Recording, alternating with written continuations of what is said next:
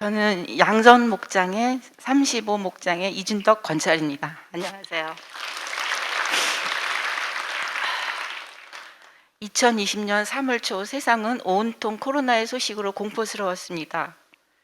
대구 신천지인에게 퍼진 코로나는 여러 사람들에게 전파되었고, 그 사건으로 인해 밝혀진 신천지의 악행은 온 나라를 떠들썩하게 했습니다. TV와 SNS, 유튜브를 통해서 신천지의 악행을 접한 저는 그전부터 한 번씩 의심했었던 일들이 떠올랐고, 그 일들은 저의 딸과 흡사한 점이 너무 많았기에 순간 머리끝이 쭈뼛 서는 것을 느끼며 몇 날 며칠 밤을 새며 고민한 끝에 딸의 가방과 옷 서랍을 뒤져보았는데, 옷가지에서 신천지 마태지파 근처 식당에서 먹은 추억탕집 영수증을 발견하였습니다. 그때 저의 마음은 너무나 떨려 공포심에 아들에게 상의하였고, 긴 고민과 기다림 끝에 딸에게 솔직히 말하기를 바라며 물었습니다. 딸은 처음에는 아니라고 부정하고 화를 냈지만 다니는 교회 주보를 보여달라고, 교회에 같이 가달라는 말에 결국 5년 동안 신천지에 다니고 있었음을 고백하였습니다. 딸은 사실대로 말해 주었지만 그 사실을 인정하고 싶어 하지 않았습니다. 제 딸은 어릴 때부터 피부에 점이 많이 보이는 지병을 가지고 태어났습니다. 저는 제 딸을 예쁘게 낳아주지 못한 죄책감으로 항상 딸을 더욱 감싸주며 방패막이가 되어주기 위해 최선을 다해서 살았고, 정기적으로 검진이 필요했지만 밝고 건강하게 잘 커주는 것에 감사한 마음이었습니다. 하지만 주변 사람들의 시선은 때때로 딸을 힘들게 했고, 그것을 지켜보며 제가 할 수 있는 것은 교회에 다녀보라고 권유하는 것이었습니다. 그렇게 교회를 다니게 되었는데 하필 그 교회가 바로 신천지였습니다.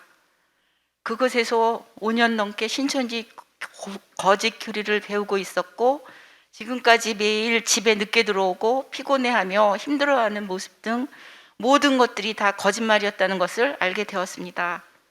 뿐만 아니라 그곳에 다니기 위해서 보험 약관 대출까지 받아가며 돈을 쓰고 이만희를 위해 행사에 참석하는 등 그런 모든 행동들이 내가 아는 딸의 모습이 아닌 상상할 수도 없는 모습으로 번해 있었습니다. 왜 젠장 눈치 못 챘을까? 너무나 후회스러웠고, 더욱 힘들었던 것은 딸이 신천지에 다니기 시작할 무렵인 5년 전에 갑자기 저에게 찾아온 대장암 때문에 6개월 동안 12번의 항암 치료를 하느라 미처 딸을 신경 쓰지 못한 사이 벌어진 일이었기 때문이었습니다.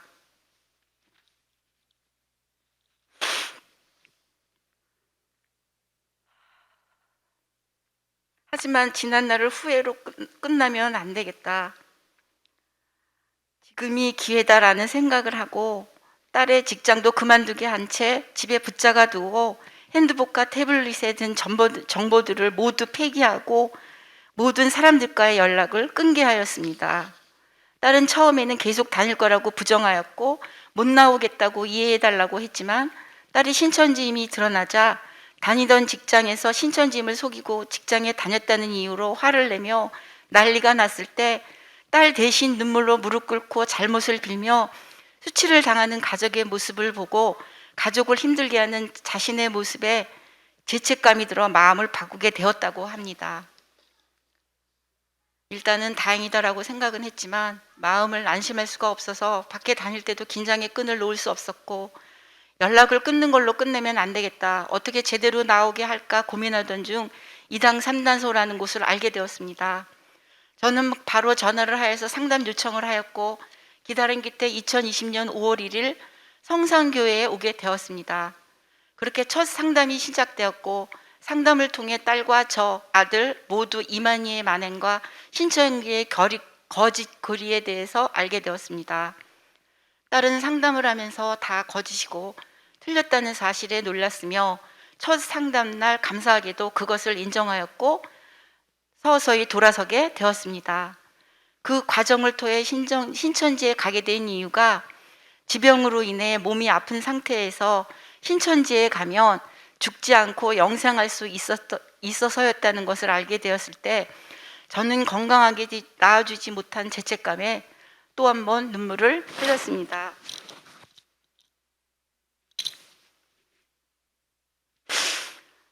때때로 신천지 용어들이 생각나 힘들었던 시간들이 있었지만 계속해서 교회와 집을 오가며 상담을 받는 동안 저와 종종 쇼핑도 하고 산책도 하며 둘만의 대화를 많이 갖게 되어 관계도 빨리 회복되었고, 그렇게 6개월 이상이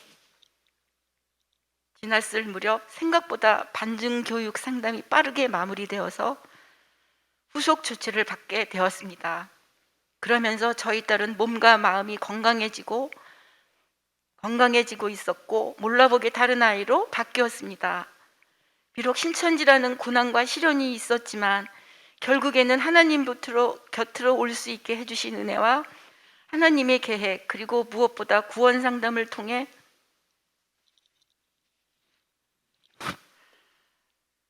말씀으로 하나님의 자녀라는 구원의 확신을 가질 수 있게 되었기에 복음을 알려주시고 전해주신 목사님과 상담소 모든 분들에게 이 자리를 빌어서 감사의 말씀을 드립니다. 여기까지는 딸의 이야기였다면 지금부터는 저의 이야기를 해보고자 합니다. 저는 한순간도 태어난 것에 감사하지 못한 자였고 제 자신을 위해서 인생을 살아보지 못했기에 제 자신이 너무 가엾다 생각했습니다. 어릴 때부터 저의 삶은 평탄치 않았고 기댈 사람도 없었으며 마음먹은 대로 되지 않았고 할 수 있는 것이라고는 몸을 망가뜨리면서까지 열심히 사는 것밖에 없었습니다. 그리고 몸이 아프면서 마음도 함께 병들어 입으로 많은 죄를 지으며 옆에 있는 사람들을 힘들게 했습니다. 수술한 후 2년 정도 지나서 우연히 어느 교회 앞에 쓰여진 힘든 자들은 다 나에게 오라는 문구를 보았고 하나님께 위로를 받고 싶어서 집 앞 가까운 장로교회를 다니게 되었습니다. 저는 주일날마다 예수님에게 건강하게 해주세요, 먹고 살기 힘들지 않게 해주세요 등 그냥 떼를 쓰면서 빌었습니다. 그런 저에게 성상교회 목사님의 설교는 너무나 놀라웠습니다. 성경책에 이런 복음의 말씀이 있었나? 이제까지 복음을 알지 못했을 때는 죄인의 몸으로 저 자신을 찌르며 살았는데 나는 준도가 너를 사랑한다. 괜찮아, 내가 너의 빛이야. 내가 너를 택했고 너를 구원하려고 너를 위한 계획을 세워서 부른 거야.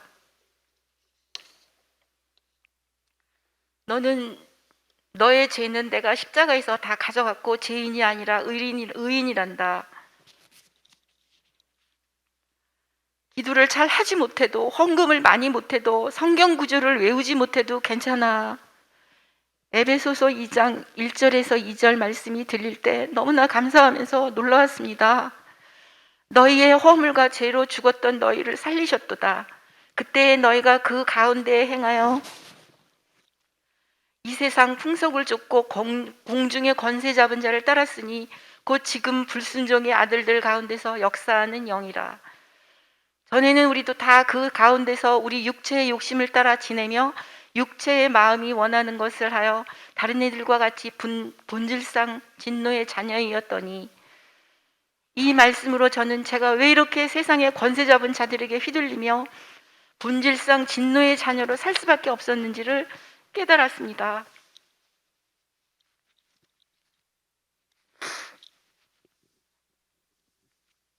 이사야서 53장 5절, 그가 찔림은 우리의 허물을 인하며 그가 상함은 우리의 죄악을 인함이라.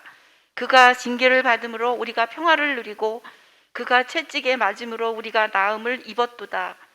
또한 이 말씀으로는 저는 예수님의 십자가에 못 박히심이 저의 죄 때문이 믿어지며 눈물로 저의 죄를 인정하게 되었습니다.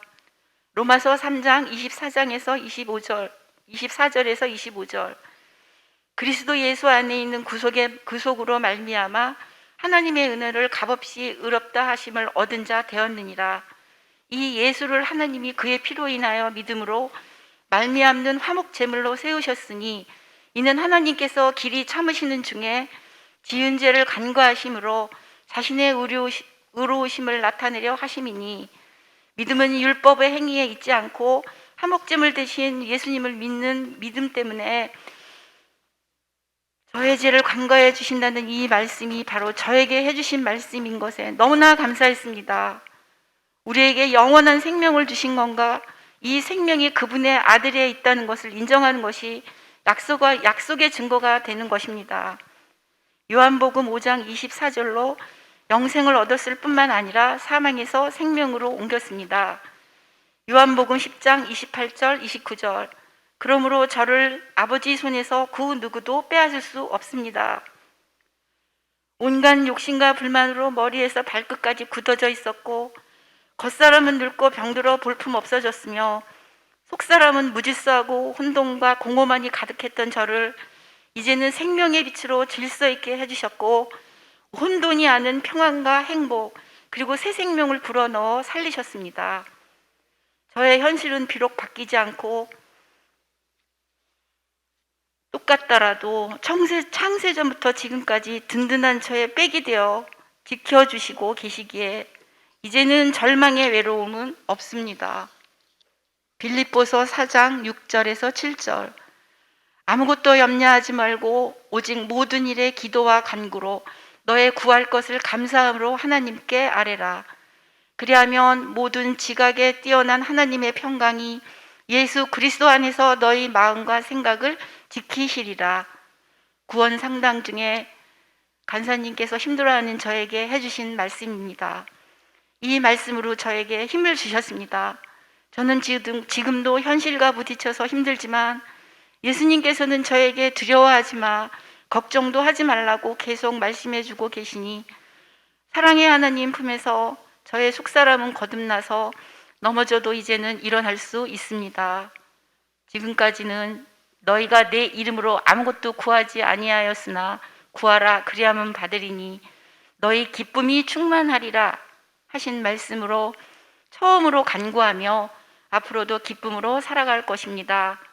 제가 기뻐하길 바라는 하나님 감사드립니다.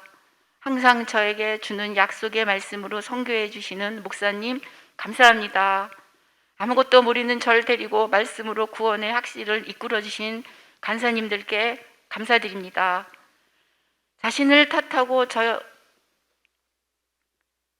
탓하던 저였고 감사를 모르는 교만한 저였고 삶이 저를 딱딱하게 만들었고 금전적으로 힘들어서 저의 남편을 탓하며 아이들에게도 좋은 엄마가 아닌 언제나 바쁘고 빚지고 살지 않기 위해 몸부림치는 엄마였습니다. 하지만 이제는 저의 과거의 죄를 기억하지 않으시며 저의 미래의 죄까지도 미리 용서하셨으니 이제는 과거에 머물러 있는 제가 아닌 구원받은 자로서 영생의 확신을 가진 하나님의 약속을 믿는 하나님의 자녀로서 편안한 삶을 누리겠습니다. 이 자리까지 올 수 있도록 인도해 주시고 저를 위해 주변에 하나님의 사람들을 붙여주시고 복음이 들려지게 해주신 하나님 아버지께 감사와 영광을 올려드리고 도와주신 모든 분들께 감사드리며 어떤 일들이 펼쳐질지 모를 내년을 기대하는 마음으로 나아가겠습니다. 지금까지 저의 간증을 들어주신 사랑하는 성산의 모든 분들께 감사드리며 간증을 마무리하겠습니다. 감사합니다.